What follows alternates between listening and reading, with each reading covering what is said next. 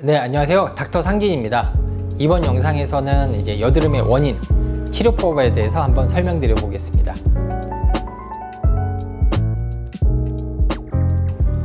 여드름은 이제 사춘기 학생들의 경우에는 한 85% 정도 생긴다고 생각하면 돼요. 대부분 약간 유전적 영향이 있다고 생각하면 되겠고, 그 다음에 이제 요즘은 성인 여드름도 많잖아요. 한 25세에서 45세까지도 한 15% 정도는 있어요. 이제 성인들이 잠 못 자거나 스트레스 받거나 술 마시거나 그러면은 좀 심해지거든요. 그래서 요즘은 성인들도 여드름이 많다. 여드름의 원인을 같이 한번 살펴볼게요. 여드름 한번 같이 그림을 보시면 이렇게 털이 나오는 구멍이 모공인데요. 이 털이 나오는 구멍에 털만 나오는 게 아니라 이제 피지선을 만드는 피지샘에서 피지가 나오거든요. 근데 이 나이가 먹으면 피지 분비량이 증가해요. 또 피지 분비량이 증가하면 어때요?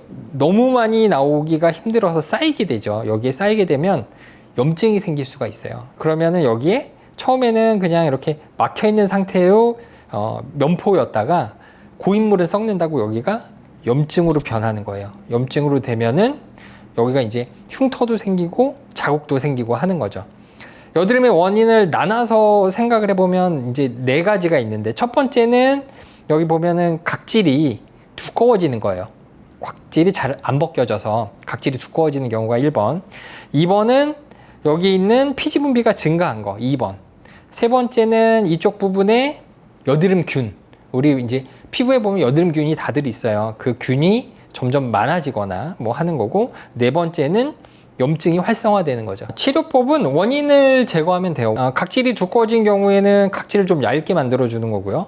여기 여드름균이 있으면 여드름균을 죽이는 항생제를 먹거나 아니면 살균 효과를 내는 뭐 약을 먹거나 아니면 살균제를 좀 도포를 하거나, 그런 것도 하나의 방법이겠고, 여기 염증이 심하면 염증을 줄이는 뭐 스테로이드를 잠깐 쓴다든가 뭐 그런 것도 하나의 방법일 수도 있고, 제일 메인이 되는 원인은 피지 분비가 증가하기 때문에 얘를 감소시키는 약을 먹는 거죠. 우리 옛날에 유명했던 약이 로아큐탄인데, 뭐 지금은 우리나라에 로아큐탄이 수입이 안 되니까 로아큐탄의 카피 제품들을 먹으면 피지 분비가 감소할 수 있고, 그러면 아까 원인이 됐던 여드름균 죽이고 염증 줄이고 각질층의 두께를 좀 얇게 만들어주고 피지 분비량을 감소시키면 치료가 되는 거죠.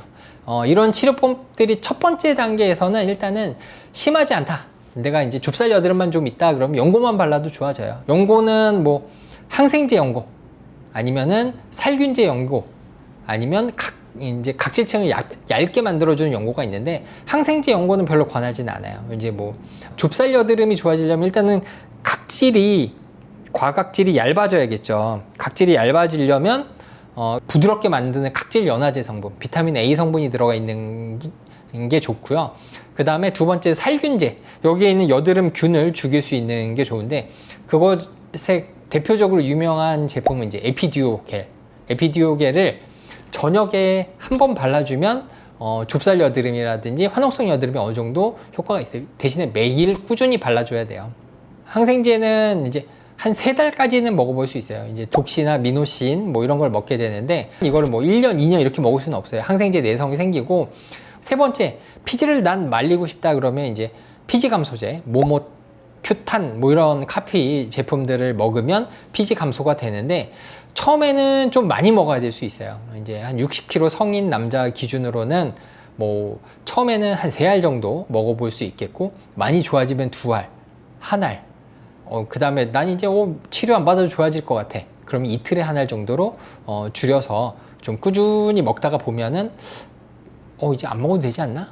그런 생각 들면 좀 끊어보고, 그랬다가 다시 나네, 그럼 이제 1알로 늘려보고, 다시 나네, 그럼 병원에 와서 치료 받으면서 해보고, 뭐 이렇게 하는 거지, 뭐 이거를 3알 먹어가지고 아니면 뭐 연고 바르면서 해서 뭐 평생 안 나게 치료하겠다 이러기는 사실은 좀 어려워요. 연고 바르고 약만 먹어도 되는 건지, 아니면 병원에서 관리를 꼭 함께 받는 게 좋은 건지, 어떤 게 좋을까요?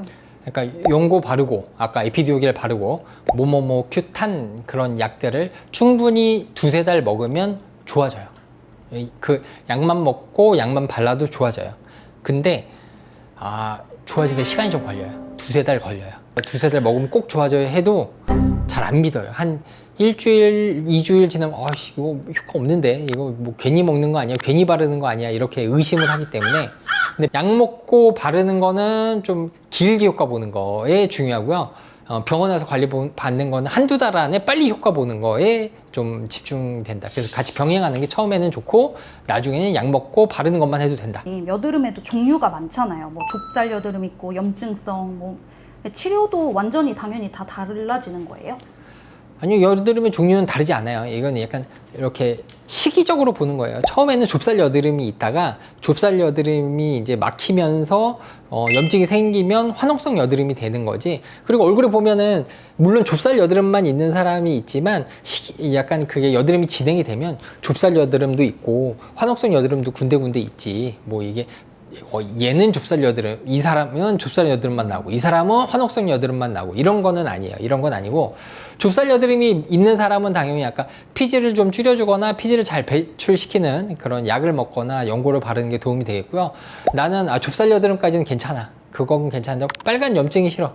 화농성 여드름이 싫어. 그런 사람들은 이제 항생제 먹는 게 도움이 되긴 하지만 앞단에서 치료를 하면 아까 피지 감소시키는 약 먹고 그 다음에 피지를 배출시키는 연고를 바르면 화농성 여드름까지 진행이 안 되니까 이 앞단에서 치료하는 게 더 좋겠죠. 피부가 되게 예민한데 여드름 압출을 꼭 받아야 하나요?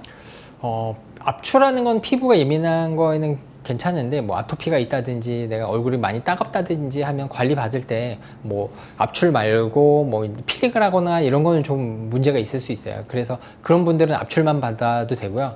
그 다음에 통증에 내가 너무 예민하다. 압출하는 게 되게 아파요.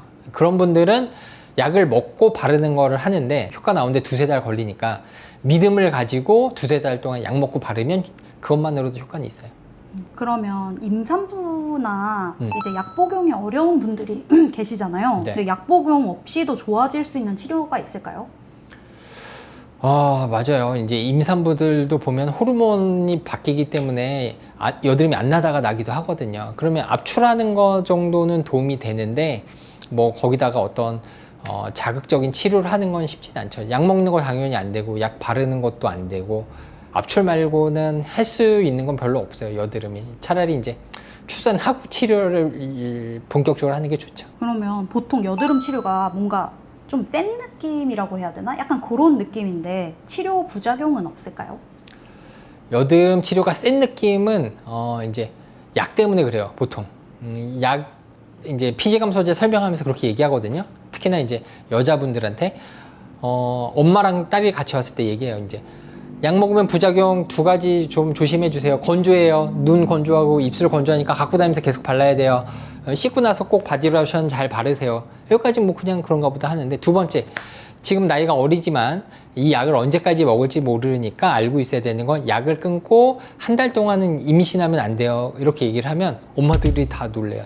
나중에 우리 딸 10년 있다가는 결혼도 해야 되고 아기도 낳아야 되는데 근데 나는 분명히 약 끊고 한 달 뒤에는 괜찮다고 했는데 이제 보통 사람이 생각하기에는 약이 얼마나 독하길래 약을 끊고 한 달 동안이나 임신하면 안 되는 거냐 그렇게 얘기를 하거든요. 근데 뭐 그렇게 생각할 수도 있죠. 근데 그 성분이 이제 임신했을 때 이제 아기가 만들어지는 과정에서 어떤 거를 역할을 해서 기형아 출산 가능성이 있어요. 그래서 그 성분이 충분히 몸에서 없어지는 데 시간이 걸리는 거지 약이 너무 독해서 약을 오래 먹으면 어떤 부작용이 생기고 아니면 약을 오래 먹은 사람은 나중에 출산하는데 문제가 있고 그런 건 아니에요. 헌혈도 하면 안 되는 거예요?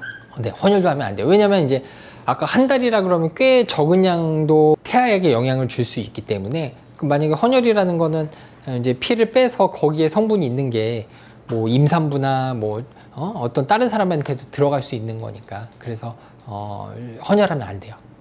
먼저 여드름 피부가 있을 경우에는 어떤 시술을 하면 안 될까요? 어떤 시술을 하면 안 되는 게 아니라 집에서 하는 시술을 하면 안 돼요. 집에서 약간 자꾸 습관적으로 짜고 뜯고 이러면 착색도 생기고 여드름 균이 안으로 들어가서 염증을 더 유발하기 때문에 여드름이 좀 심해지고요. 그리고 하면 안 되는 거는 약을 줬을 때 안 먹다가 아니면 약을 먹고 좋아지면 끊었다가 여드름이 좀 나면은 그때 뭐 일주일만 먹었다 끊었다 일주일간 근데 그러면 사실 제대로 된 효과 보기가 어려워서 좀 약은 좀 길게 먹는 게 좋아요. 그러면 이미 골든 타임이 지나서 막 여드름 흉터 남고 색소 침착되고 이러면 어떤 치료를 하는 게 제일 효과가 좋아요? 근데 여드름 치료하는 또 다른 큰 목적 중에 하나는 여드름 착색이 남거나 흉터가 남으면 안 되기 때문에 여드름 치료를 하는 거거든요. 여드름 착색은 시간이 지나면 좋아져요. 한 6개월, 2년 지나면 뭐 빨간 자국, 까만 자국은 좋아지는데 흉터는 한 번 생기면 평생 가거든요. 그래서 여드름 치료 열심히 해야 되는 건데 내가 이제 나이가 먹으면서 여드름이 많이 좋아졌어. 이제 여드름은 별로 신경 안 써요. 많이 안 나. 내가 사춘기 때는 심했지만. 근데 옛날에 많이 생겼던 그런 흉터가 어마어마하게 많다. 뭐 이렇게 찍힌 흉터라든지 뭐 전체적으로 파였다든지 넓게 있다. 그런 흉터는 프락셀 해야지 좋아지고요. 그 다음에 이렇게 아이스픽 스카라그에서 푹푹푹 찍어 놓은 것 같은 흉터들이 좀 있다. 이런 데는 또 레이저가 잘 안 들어가거든요. 그러면 이제 피놀 요법이라 그래서 레이저 가지고 그 부분만 찍어서 하나 약간 태우는 방법이 있어요. 그런 거를 병행하는 게 필요할 수 있죠. 그래서 흉터가 생기면 그때는 어쩔 수 없이 레이저를 해야 된다. 네, 이번 영상에서는 여드름의 원인과 치료, 뭐 여드름의 전반적인 부분에 대해서 설명을 드렸고요. 영상을 보시고도 궁금한 게 있으시면 댓글을 남겨주세요. 지금까지 닥터 상진이었습니다.